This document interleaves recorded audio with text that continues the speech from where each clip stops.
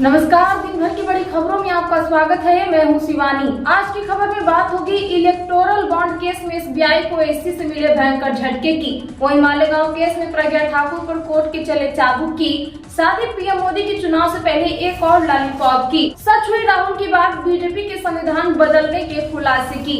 BJP के चुनाव आयुक्त वाले फॉर्मूले पर सुप्रीम कोर्ट के फटकार की और वहीं अब नागालैंड में फेल होते कानून व्यवस्था की और राहुल गांधी की जान की खतरा की। वहीं खबर के अंत में बात होगी विधान परिषद के लिए नेताओं के नामांकन में बड़े नामों की। इसी के साथ बड़ी और प्रमुख खबरों को जानेंगे विस्तार से। उससे पहले एक नजर सुर्खियों पर।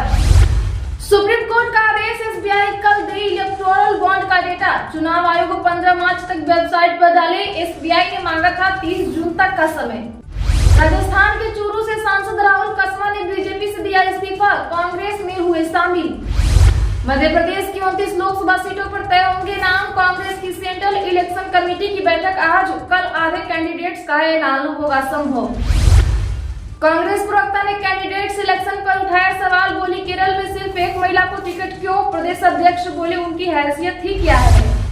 शाहजहां शेख की बड़ी मुश्किलें, सीबीआई ने 9 करीबी सहयोगियों को भेजा समन। कोलकाता के सीबीआई ऑफिस आने का मिला आदेश। लोकसभा चुनाव से पहले न हो नए चुनाव आयुक्त की नियुक्ति, सुप्रीम कोर्ट से कांग्रेस नेता की मांग। लालू के करीबी सुभाष यादव 24 मार्च तक न्यायिक हिरासत में। ईडी को जांच में बगैर हिसाब के 2 करोड़ 37 लाख रुपए मिले। भाजपा सांसद बोले संविधान बदलने के लिए 400 सीट चाहिए। पार्टी ने बयान से किया किनारा। राहुल बोले संघ परिवार के छिपे मंसूबे बाहर आ रहे हैं।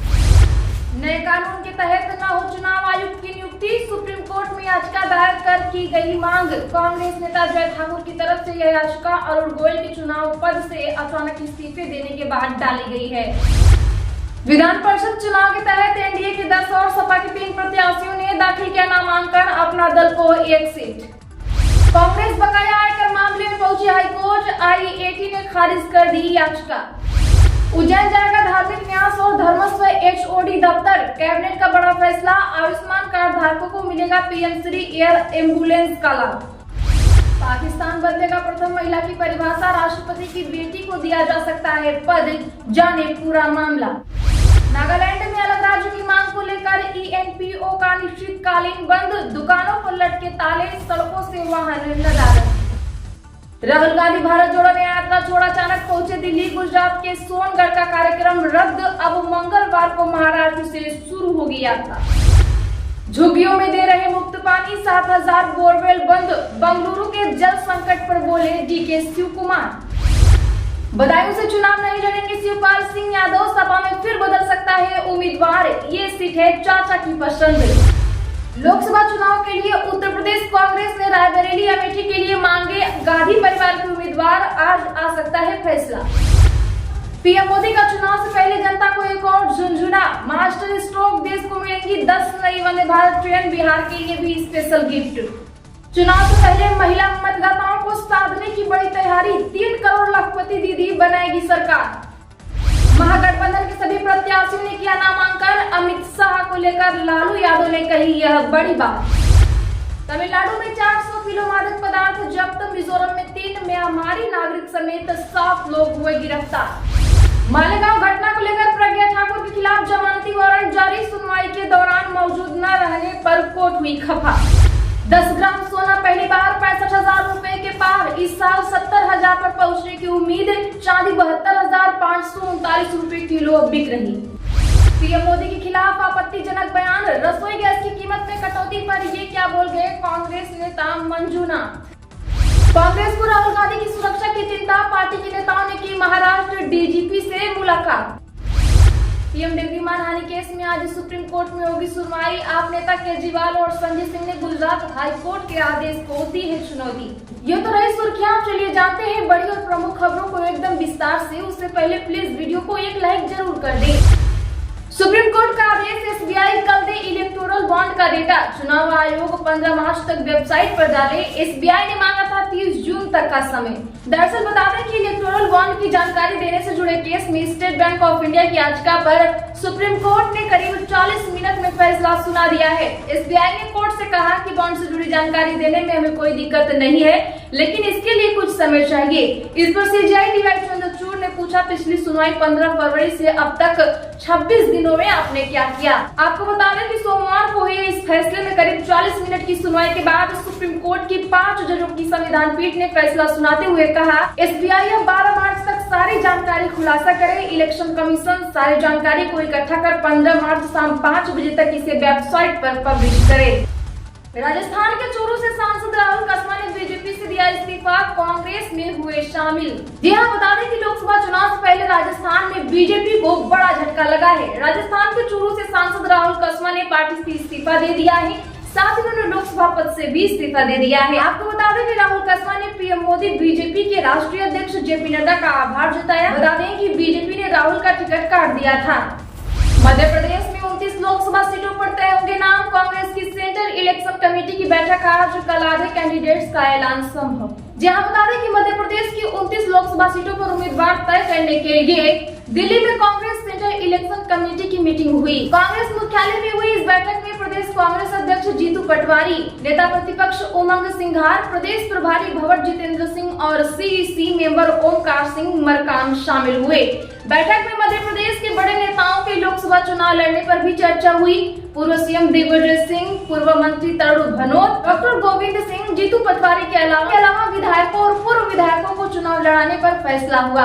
माना जा रहा है कि पूर्व केंद्रीय मंत्री अरुण यादव गुना से ज्योतिरादित्य सिंधिया के खिलाफ चुनाव लड़ सकते हैं।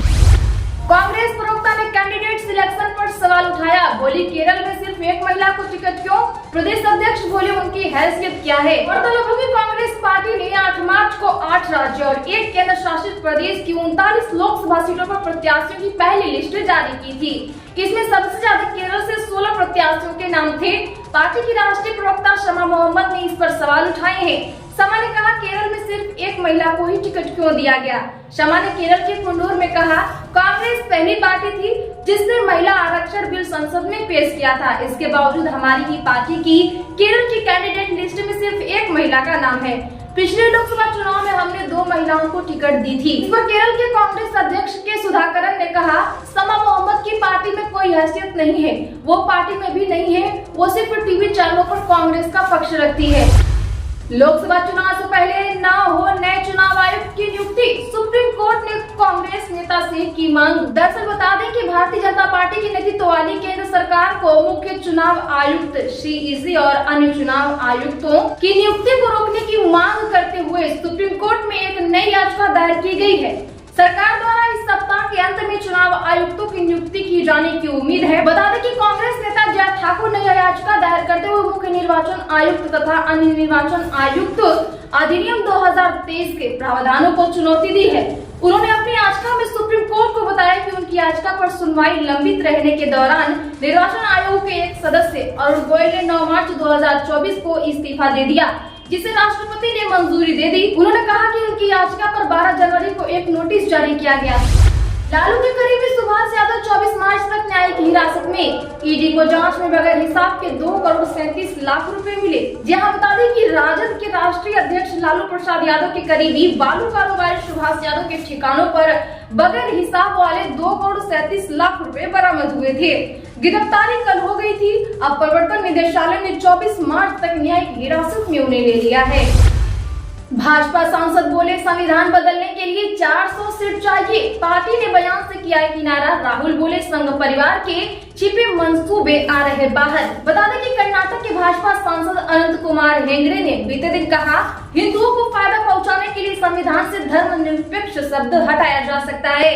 उधर कन्नड़ जिले में एक सार्वजनिक रैली में हेगड़े बोले, अगर ये सब बदलना है तो सिर्फ लोकसभा में बहुमत के वोटों से नहीं होगा, हमें लोकसभा के साथ साथ राज्यसभा में 2/3 बहुमत की आवश्यकता होगी। हेगड़े के बयान पर राहुल गांधी ने कहा, भाजपा का आखिरी लक्ष्य बाबा साहेब के संविधान को खत्म करना है। राहुल ने सोशल मीडिया एक्स पर लिखा, भाजपा सांसद का बयान कि उन्हें 400 सीट संविधान बदलने के लिए चाहिए। नरेंद्र मोदी और उनके संघ परिवार के छिपे हुए मंसूबों का सार्वजनिक ऐलान है। उन्हें न्याय, बराबरी, नागरिक अधिकार और लोकतंत्र से नफरत है।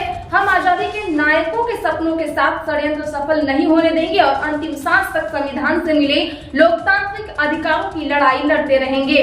क्या आप राहुल गांधी की बात से सहमत हैं? कमेंट में हाँ या ना जरूर लिखें। रोज की ऐसी ही ताजा और बड़ी खबरों के लिए चैनल अभी सब्सक्राइब करें, बगल में घंटी के निशान को जरूर दबा लें। प्लीज वीडियो को लाइक कर शेयर जरूर कर दें।